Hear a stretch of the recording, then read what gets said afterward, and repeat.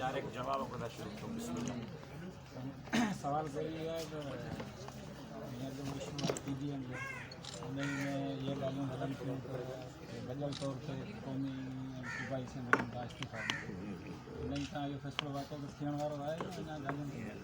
बिस्मिल्लाहिर्रहमानिर्रहीम। सभ खां पहिरियां मां तव्हां सभिनी दोस्तनि जो शुक्रगुज़ार आहियां। अवां असांखे मान बख़्शियो ऐं काफ़ी देरि खां अव्हांखे इंतज़ारु करणो पियो, उन ते मां माज़रत खां बि आहियां। मां सां गॾु अॼु मीडिया टॉक में जमीयत उलमा इस्लाम पाकिस्तान जा सेक्रेटरी इंफॉर्मेशन जनाब असलम गौरी साहब ऐं ज़िला सिजावल जा सेक्रेटरी जनरल मौलाना मोहतरम फजलुल्लाह फयाज़ साहब। तव्हांजो जेसिताईं सुवालु आहे असेंबलियुनि खां इस्तीफ़ाऊं, जमीयत उलमा इस्लाम त पहिरें ॾींहुं 25 जुलाई 2018 जे ॾींहं ते इहो स्टांस वरितो हो ऐं इहो मौक़िफ़ ॾिनो हो त असेंबली में वञिजे ई न, हलफ़ ई न उठाए खणिजे। ज़ाहिर आहे त जॾहिं पहिरें ॾींहं खां ई असांजो इहो मौक़िफ़ हो त अॼु बि असांजो साॻियो ई मौक़िफ़ आहे त हिननि असेंबलियुनि खां ॿाहिरि अचणु घुरिजे। ऐं नून लीग ऐं पाकिस्तान पीपल्स पार्टी वारा उन मामले ते मुशावरत जे मरहले मां गुज़री रहिया आहिनि। ऑप्शन जे तौर ते इहो मौजूदु आहे ऐं सुभाणे जेको सरबराही इजलास थियणु वञे पियो उन जे एजेंडा ते इहा शइ शामिलु आहे। जेकॾहिं पीडीएम जी तमामु लीडरशिप वेही करे असेंबलियुनि मां इस्तीफ़ाउनि जो फ़ैसिलो कयो त असेंबलियुनि मां इस्तीफ़ाऊं ॾियणु मुंहिंजो ख़्यालु आहे त को मुश्किल मरहलो न हूंदो, आसान मरहलो हूंदो ऐं इहो आइनी ऐं जमहूरी हक़ हूंदो जेको इस्तेमालु करे सघंदो। अच्छा डॉक्टर साहब, जीअं जेका नून लीग जेका आहे सो शहबाज शरीफ़ टास्क जी ॻाल्हि पियो करे त क़ौमी इदारनि खे पाण में ॻाल्हियूं थियणु घुरिजनि ऐं मरियम नवाज़ चवे थी न असां ॻाल्हियूं न कंदासीं।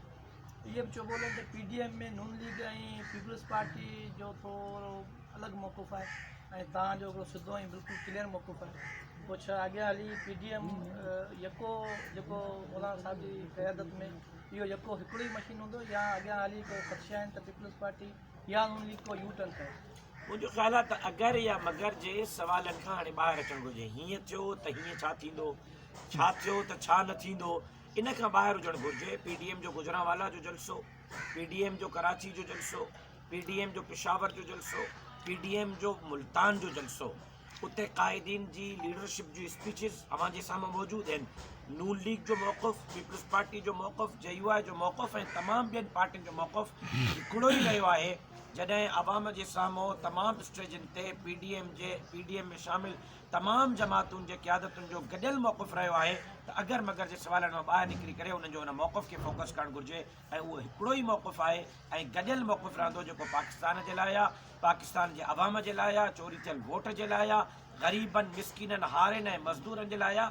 सिर्फ़ु एसी ताईं न कश्मीर जे लाइ आहे, सिर्फ़ु कश्मीर जे हद ताईं न, दाख़िला ऐं ख़ारजा पॉलिसी हिन वक़्तु तव्हांजी किथे बीठी आहे, मुल्क जी मईशत किथे बीठी आहे, इज़राइल खे तस्लीम करण जूं ॻाल्हियूं पियूं अचनि, सबा जहिड़ी सिंध खे अमली तौर ते तक़सीम करण जूं ॻाल्हियूं पियूं अचनि, तव्हांजा पेट खपाया पिया वञनि, थर जो कारूंजर खपायो पियो वञे, नियाणियूं चइनि सालनि जूं उन्हनि जूं इज़तूं महफ़ूज़ न आहिनि। पीडीएम अवाम जे लाइ ॿाहिरि निकिती आहे, अवामी मामलात जे लाइ निकिती आहे, पाकिस्तान जे लाइ निकिती आहे, पाकिस्तान जे सरहदात जे हिफ़ाज़त जे लाइ निकिती आहे। मां सम्झां थो त पीडीएम जे प्लेटफॉर्म तां पाकिस्तान जे अवाम खे इंशाअल्लाह मुतबादिल क़ुव्वत ऐं मुतबादिल रस्तो फ़राहम थींदो। गिलगित जी इलेक्शन खे तव्हां कीअं था ॾिसो? जी, गिलगित जी इलेक्शन खे गिलगित जी इलेक्शन खे बिलावल साहब खां पुछी वठो। बिलावल साहब गिलगित जी इलेक्शन ते मां बहितर तबसरो कंदो जो मां गिलगित में थोरा ॾींहं गुज़ारिया, बिलावल साहब वधीक गुज़ारिया। अवाम जो जेको हुते वायुमंडल हो, JUI जेका जलसा कया मां पाण उन्हनि में शरीक रहियुसि, पैर रखण जी जॻह न हुई। एॾनि वॾनि जलसनि में एॾी वॾी अवामी शिरकत खां पोइ साॻियो ई फ़रिश्ता आया, जिन्नात आया, केरु आयो जंहिं बैलेट बक्सनि खे तब्दील कयो।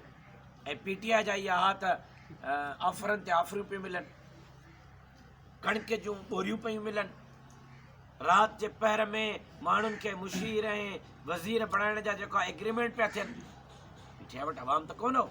या अवाम नून लीग जे जलसनि में हो, या पीपल्स पार्टी जे जलसनि में हो, या JUI जे जलसनि में हो।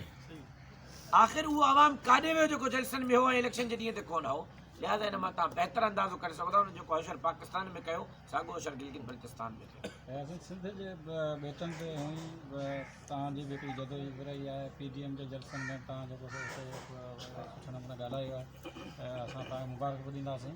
उनखां अलावा सिंध जूं बि जेके तंज़ीमूं आहिनि हुननि बि एहतजाज कयो आहे। कल्ह जेको कावश खेती यानी की समूरी जेका सिंधी मीडिया आई हुननि पारां जेको सॾु ॾिनो वियो हुननि में बि सिंधी माण्हू तव्हां ॾिठो त लखनि जे हिसाब सां निकिरी आया रद्द कयूं। उहे बि इमरान ख़ान जी हुकूमत हुनजे होड ते क़ाइमु आहे त ॿिए वफ़ाक़ जा आहिनि ऐं उहे उन्हनि जे ई क़ब्ज़े में आहिनि। तव्हां जेकॾहिं नाराज़ न थियो बिल्कुलु कोन थिए त मां हिकिड़ी ॻाल्हि अर्ज़ु कयां त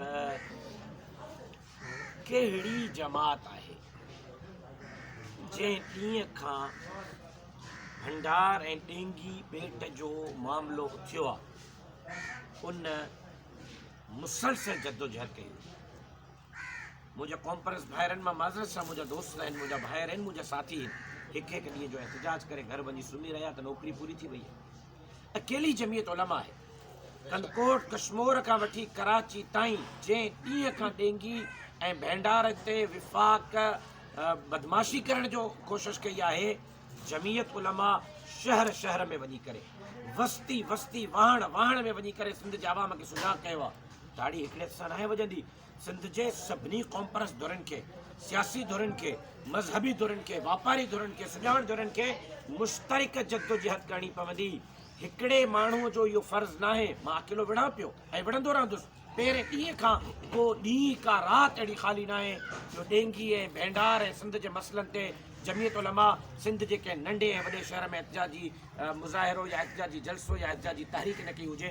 मुसलसल तहरीक हले पई, लेकिन मुंहिंजा कॉन्फ्रेंस भाइर हिकु ॾींहं जे एहतजाज खां पोइ पंहिंजो फरीज़ो पूरो न सम्झनि, फरीज़ो अधूरो आहे, निकिरी अचनि गॾियल प्लेटफॉर्म ते वेही करे गॾियल मुश्तरिक जद्दोजहद कनि। उन खां सवाइ शायदि असां पंहिंजे सिंध जे जगरियाफ़ियाई सरहदात जी चौकीदारी न करे सघूं।